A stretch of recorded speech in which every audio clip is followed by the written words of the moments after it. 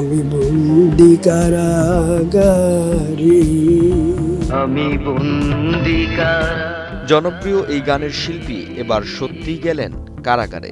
10 লাখ টাকার একটি check dishonour মামলায় লোকসঙ্গীত শিল্পী ও সুরকার মুজিব পরদেশিকে কারাগারে পাঠানোর নির্দেশ দিয়েছেন আদালত। বুধবার 5 আগস্ট সকালে বিষয়টি নিশ্চিত করেছেন ঢাকা মহানগর পুলিশের প্রসিকিউশন বিভাগের উপপরিদর্শক হেলাল উদ্দিন। তিনি জানান, 2023 সালে মাগুরার একটি আদালত 10 লাখ টাকার চেক ডিজঅনার মামলায় মুজিব পরদেশিকে 1 বছরের সশ্রম কারাদণ্ড এবং চেকের সমপরিমাণ অর্থদণ্ড দেন।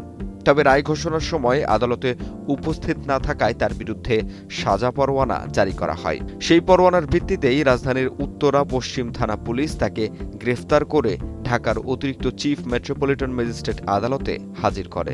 শুনানির সময় তার পক্ষে কোনো আইনজীবী উপস্থিত ছিলেন না। এদিকে বাদীপক্ষ জামিনের বিরোধিতা করলে আদালত তাকে কারাগারে পাঠানোর নির্দেশ দেন।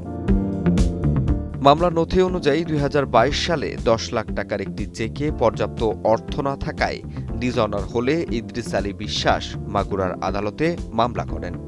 বিচার শেষে 2023 সালের 15 মার্চ আদালত মুজিব পরদেশিকে দোষী সাব্যস্ত করে 1 বছরের সশ্রম কারাদণ্ড এবং চেকের সমপরিমাণ অর্থদণ্ডের রায় দেন। দীর্ঘদিন পর সেই সাজা পরোয়ানা কার্যকর হওয়ায় জনপ্রিয় এই শিল্পীর কারাগারে যাওয়া নিয়ে সাংস্কৃতিক অঙ্গনে আলোচনা শুরু হয়েছে। জাহিদ হাসান সাব্বির, বাংলা নিউজ 24।